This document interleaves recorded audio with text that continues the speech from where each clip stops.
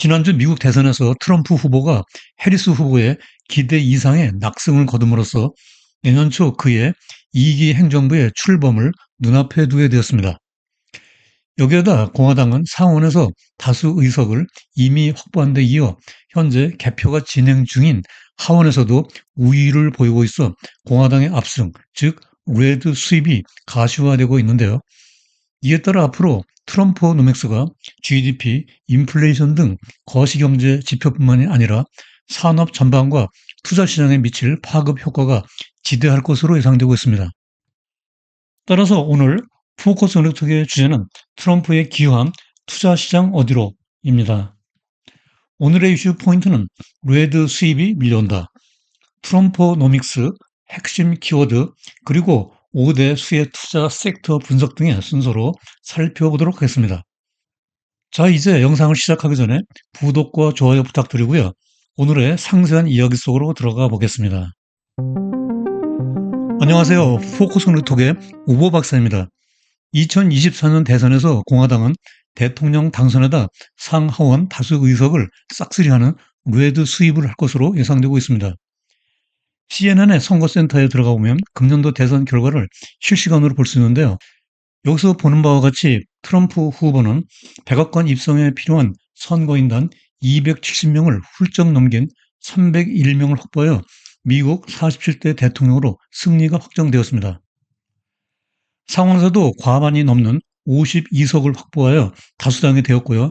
현재 개표가 진행 중인 하원에서도 213석을 차지하여 과반 의석인 218석에 바싹 다가가고 있습니다.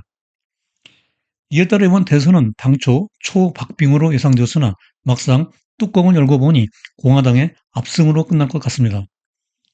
정치 도박사들의 베팅대로 샤이 트럼프 유권자들의 위력이 다시 한번 입증된 선거 결과였습니다. 이와 같은 대선 결과에 대해 대선 쪽집게의 예측을 믿었던 유권자들이 많이 실망했을 것으로 보이는데요. 노스트라다무스는 16세기 프랑스의 점성가로 프랑스 대혁명과 나폴레옹의 출현, 그리고 20세기 말 인류의 종말을 예언한 대표적인 인물로 유명하죠. 대선의 노스트라다무스라고 불리는 역사학자가 있는데요. 그가 바로 아메리칸 대학의 앨런 리트만 석좌 교수입니다. 그의 예측 모델은 여기 키와 같은 13개의 평가 요소에 근거하고 있는데요. 과거 10번의 대선에서 2000년 한 번을 제외하고 모두 적중했을 정도로 예측력이 높았습니다. 하지만 대선 2달 전에 해리스의 승리를 점쳤고 선거 직전에 다시 확인했으나 결국 이번에는 자신이 틀렸다는 사실을 솔직히 인정하고 말았습니다. 결과적으로 백악관으로 귀환하게 된 트럼프 당선인은 역사적으로 두 번째 신기록을 쓰게 되었습니다. 첫 번째는 22대와 24대 대통령을 역임한 그로버 클리브랜드였는데요. 트럼프는 그와 마찬가지로 일기 집권 다음에 중임하지 않고 4년 후에 다시 오벌 오피스가 있는 대통령 집무실 의자에 앉게 되었습니다. 트럼프의 당선이 확정되던 날 11월 6일 금융시장의 반응은 신속하고 뜨거웠습니다. 10년물 국채 금리는 4.5%대 가까이 수직 상승했고 달러 인덱스도 106을 치고 올라가 원달러 환율이 1,400원을 넘어갔습니다. 트럼프의 친가상화폐 정책 공약에 따라 비트코인도 1억 원을 돌파했고요. 뉴욕 증시에서 3대 주가 지수 모두가 일제히 사상 최고치를 갈아치웠습니다. 특히 소형주 중심의 러셀 2000 지수가 6% 가까이 상승하는 기염을 토했습니다.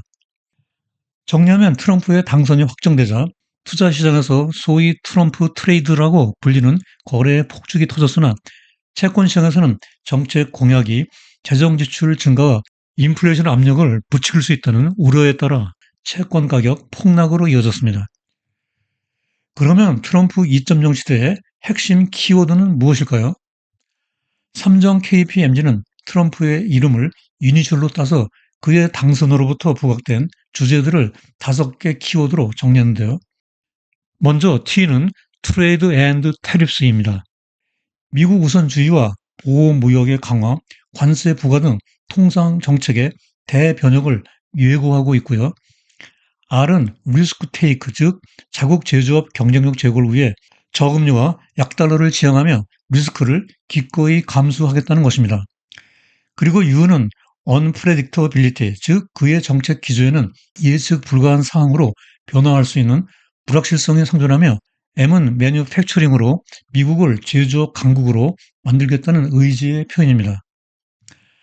마지막으로 P는 패러독스로 저금리 저물가 정책 기조와 역설적으로 상충하는 감세, 재정지출, 그리고 관세 인상 등 선거 공약이 집권 후에 어떻게 추진될지 그 기추가 주목된다는 것입니다.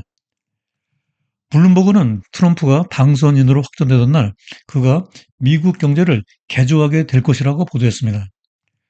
트럼프는 일기 집권 때와 마찬가지로 선거운동 기간 동안 내걸었던 핵심 캐치프레이즈인 마가, 즉 Make America Great Again의 실현을 위해 감세 법안의 영구 조치, 법인세 15%로 인하, 보편적 관세 부과, 그리고 엄격한 이민 정책 등의 시행으로 미국 경제를 재구축하겠다는 것이 트럼프 노믹스의 핵심 목표입니다.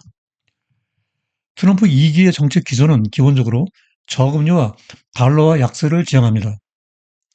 조달금리를 낮추어 제조업 활성화를 도모하고 약달러로 대외 교역 조건을 향상시켜 무역 적자를 해소하겠다는 것이죠. 이에 따라 글로벌 투자 은행들은 2026년 1분기 인플레이션과 연준의 기준금리를 2.3%와 3.2%로 각각 전망하고 있습니다. 또한 2026년 1분기 달러 인덱스는 97 정도까지 낮아지고 10년물 금리는 3% 후반대에서 안정화될 것으로 예상되고 있습니다.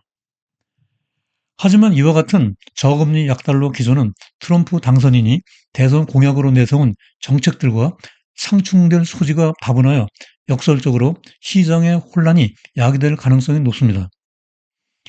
이것이 위에 트럼프의 정책 키워드 중 패러독스에 해당되는 부분입니다. 먼저 왼쪽 그래프에서 관세가 부과되면 수입 가격이 올라가게 되므로 인플레이션 상승 압력이 발생하는데요. 현행 관세가 유지되면 내년 인플레이션이 2.4%로 예상되나 관세가 평균 10% 이상 인상되거나 중국산 수입 품목에 대해 60% 관세를 때리면 인플레이션은 각각 3.7%와 4.4%로 올라갈 것으로 예상되고 있습니다. 중간 그래프에서 감세와 법인세 인하로 인한 세수 감소로 재무부가 국채를 찍어내면 향후 10년간 GDP 대비 정부 부채 비율이 중간 수준으로 잡았을 때 143%에 달할 것으로 전망되고 있습니다. 국채 발행으로 공급이 증가하면 채권 수익률이 상승하고 국채 가격 하락으로 이어지게 됩니다. 그리고 오른쪽 그래프에서 이민 통제 정책이 시행되면 노동 공급 감소로 인건비가 상승하여 물가 상승 요인으로 작용하게 됩니다. 정리하면 관세 부과, 감세 및 법인세 인하, 그리고 이민 규제 강화 등 대선 공약으로 내건 정책들은 인플레이션 압력을 촉발하여 연준의 완화적 금리 정책에 제동을 걸 수 있는 가능성이 높습니다. 결과적으로 이러한 정책들은 저금리, 약달러 정책 기조와 상충함으로써 행정부 간 정책 공조를 어렵게 하고 시장의 불확실성이 높아지기 때문에 앞으로 대선 공약이 어떻게 지켜질지 지속적으로 모니터링 해나가야 하겠습니다. 지난주 금요일 연준의 11월 FOMC 금리정책 회의가 개최되었었죠. 이번 회의는 대선 분위기에 밀려 그다지 주목을 받지 못했는데요. 시장의 기대대로 FOMC는 기준금리를 25bp 인하했습니다. 하지만 트럼프의 당선은 앞으로 연준의 금리 인하 속도를 크게 제약할 것으로 보입니다. 위에서 살펴본 대로 그의 대선 공약이 시행되면 물가 상승 압력이 높아질 수 있기 때문입니다. 이는 시카고 선물 거래소의 페드 워치에 그대로 반영되어 있는데요. 12월 스몰컷 인하 후 내년에는 오직 2번 만에 금리 인하가 예상되고 있습니다. 하지만 9월 FOMC 점도표에서 의원들은 내년에 4번의 100bp 금리 인하를 예상했었죠. 기자회견에서 트럼프가 사임을 요구하면 어떻게 할 것이냐의 질문에 파월 의장은 그것은 법적으로 허용되지 않는다면서 그러한 가능성을 단호하게 부정했습니다. 한편 한국과의 기준금리 차이는 1.5%포인트로 좁혀졌습니다. 그러면 역사적으로 대선 후 투자 시장은 어떻게 움직였을까요? 왼쪽 그래프에서 청색선은 1920년부터 2020년까지의 대선 전후로 S&P 500 지수의 중앙값의 변동 추이를 나타내고 있고요. 검은색 선은 금년 대선 사이클에서 S&P 500 지수의 움직임을 보여주고 있습니다. 대선을 전후로 상승 추세를 보이다가 대통령 취임식이 끝난 직후에 일시적 조정을 받았습니다. 그 이후에는 상승 랠리를 이어간 팩트를 확인할 수 있습니다. 보다 구체적인 데이터로 오른쪽 표는 대선이 끝난 후 1개월, 3개월, 6개월, 1년 후 S&P 500 지수의 수익률을 보여주고 있습니다. 1984년 레이건 대통령으로부터 2020년 바이든 대통령까지 10번의 대선에서 2020년 닷컴 버블 붕괴 때 한 번을 제외하고 9번 모두 1년 후까지 S&P 지수가 상승했습니다. 이 기간 동안 평균 수익률은 17.2%를 기록하여 견조한 상승세를 보였습니다. 다음으로 트럼프 당선인의 대선 공약으로 수혜가 예상되는 5개 투자 섹터를 정리해 보도록 하겠습니다. 먼저 에너지 분야인데요. 화석연료 기반 산업 정책이 강화되어 오일과 가스 분야가 활성화될 것으로 전망됩니다. 관련 주로는 쉐브론과 엑선 모빌이 있습니다. 다음으로 국방비 지출 증액, 항공 우주 개발 등으로 방위 산업이 수혜를 보게 될 것으로 예상됩니다. 관련 주로는 BAE 시스템스와 논드롭 그루만 등이 있습니다. 다음으로 금융규제 완화와 대형 금융기관 중심의 M&A 활성화로 금융산업이 수혜를 볼 것으로 전망됩니다. JP모간과 시티그룹이 대표적인 관련주가 되겠고요. 다음으로 자국 우선주의로 소규모 내수 기업이 유리하고 금리 인하의 수혜를 볼 것으로 예상되는 소형주의 약진이 기대됩니다. 관련주로는 러셀 2000 지수를 추종하는 ETF인 IWM과 3배 레버리지인 TNA가 있습니다.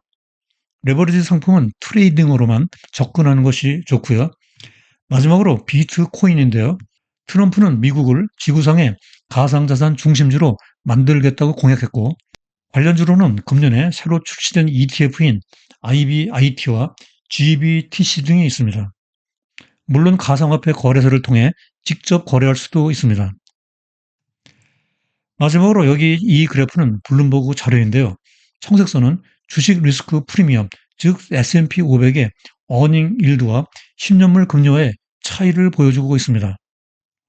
어닝 일드는 주가 수익 비율, 즉 PER의 역수로 구해지는데요. 11월 7일 현재 주식 리스크 프리미엄이 마이너스 0.8%포인트로 22년 닷컴 버블 붕괴 당시 이후 최저입니다. 이것은 주식보다 10년물 국채에 투자하는 것이 더 매력적이라는 의미인데요.